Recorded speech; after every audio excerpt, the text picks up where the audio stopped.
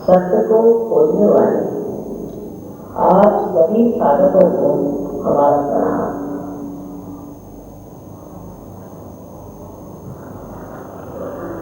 सर्वप्रथम ये जान लेना चाहिए कि सत्य है वो सत्य रहेगा, वो आज भी सत्य है और हमेशा सत्य ही। उसको आप किसी तरह से बदल नहीं सकते, उसका परिवर्तन नहीं कर सकते और उसका वर्णन भी नहीं कर सकते। सत्य को जाना जाता है और जाना जाता है वो हमारी मज्जा संस्था पर सेंट्रल नर्वस सिस्टम, उसी को कहते हैं बोध, उसी को कहते हैं विदर्भ। बोध से शब्द बुद्ध और विदर्भ से शब्द विज्ञान। जब तक हमें वो सब अपने मज्जा संस्था पर महसूस नहीं होता है, प्रतीत नहीं होता है, तब तक कहना कि हम सत्य जानते हैं, ये अपने को झुठलाना है। आप सत्य जानते हैं वो एक अपने मस्तिष्क से माइंड से, जिसे हम मनन करते हैं। ये मन नाम की संस्था जो हमारे अंदर स्थापित हुई, यही हमारी एक असाधारण शक्ति है। इससे हम जो भी चीज देखते हैं उसकी प्रतिक्रिया, या तो हमारे अंदर दो ही संस्कार है, एक तो है अहंकार और दूसरी संस्था है जिसे हम संस्कार कह सकते हैं या कंडीशनिंग कहते हैं। इन दो संस्कार से हम किसी भी वस्तु, मनुष्य, विषय के ऊपर प्रतिक्रिया। अब जैसे हमने एक कैमरा देखा तो फौरन सोचने लगे कि किसका कैमरा है, यहाँ क्या करने आए, कितने का होगा, कहाँ खरीदा जाएगा, सारे तरह के विचार हमारे अंदर आ जाए। फिर हमारे अंदर जो अवकार है वो कहता है हम भी खरीद सकते हैं, क्यों ना खरीदे, इन्होंने क्यों खरीदा। और दूसरी प्रतिक्रिया हमारे अंदर होती है, वो हमारे संस्कारों की वजह से, प्रतिक्रिया की वजह से, जैसे ये गिरा था चलाने में तो ऐसा हुआ, फिर उसका था वो टूट गया, फिर ऐसा हुआ वैसा हुआ। इस तरह से हमारे अंदर विचार या तो भविष्य के बारे में आते हैं, भविष्य से आते हैं, और दूसरे विचार आते हैं वो हमारे भूतकाल हैं। ये दोनों विचारों के जो बुलबुले हमारे मस्तिष्क में बनते हैं वही हमारा मन है। मन एक मन नाम की कोई चीज वास्तविकता हमारे अंदर में पहले ही से बनी है। ये हमने बनाई गई चीज, जैसे हमने घड़ी बनाई तो घड़ी की गुलामी कर रहे, कंप्यूटर बनाया कंप्यूटर की गुलामी कर रहे, मनुष्य जो चीज बनाता है उसी की गुलामी कर रहे और फिर उसके बिना उसका चलता ही। इस तरह से जो ये मन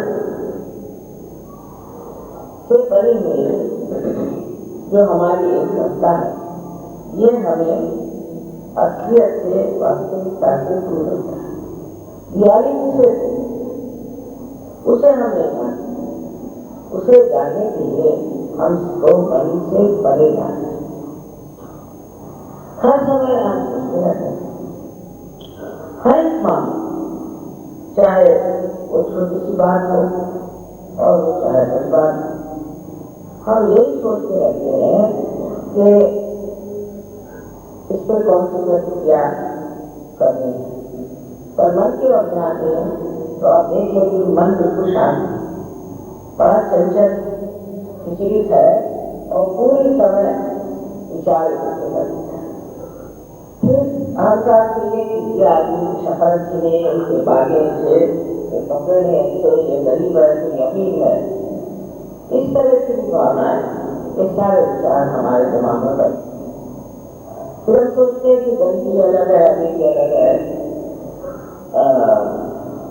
रंग का भी फर्क नहीं मानते, देश विदेश का भी फर्क मानते हैं, धर्म और धर्मों का भी फर्क मानते हैं। ये सब हमारे मन का खेल है, इसे लोग माया है। माया के दो अर्थ होते हैं, एक तो होता है कि जिसमें आदमी भ्रम में आता है, भ्रामक हो जाए वो माया, और दूसरा होता है प्यार। प्यार के चक्कर में भी काफी भ्रमित हो जाती है।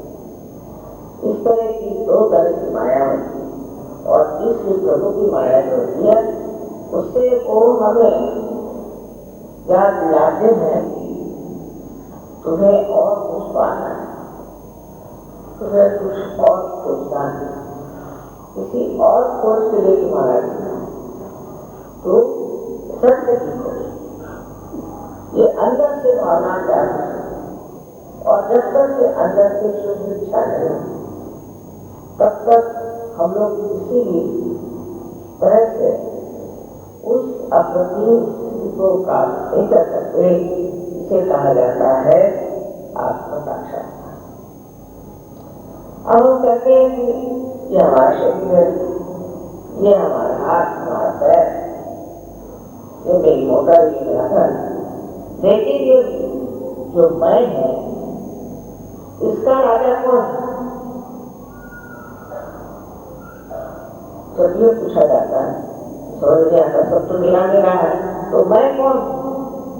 जब ये सवाल आता है तो लोग चुप हो जाए, इसका कोई जवाब नहीं।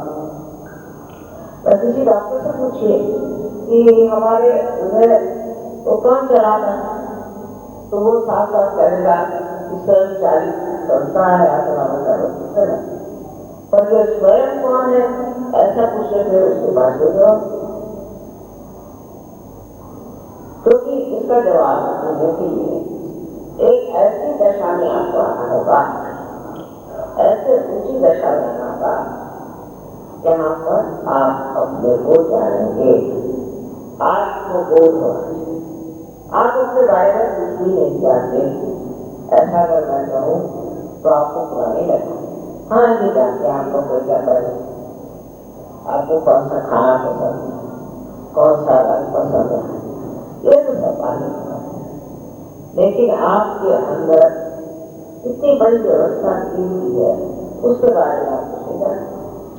आपके अंदर कितने चक्र हैं, कितनी नाड़ियां हैं, और कितनी सुंदर व्यवस्था की है कि आप उस ऊंची दशा को प्राप्त करें जहाँ आपको आत्मबोध, और वो भी समझ का मतलब यह है कि आपके साथ पैदा हुआ, सह आपके साथ जब मैंने पैदा हुआ, ये योग प्राप्त करने का अधिकार आपका जन्म दिया। और ये जैसे कि एक बीज को आप इस पृथ्वी में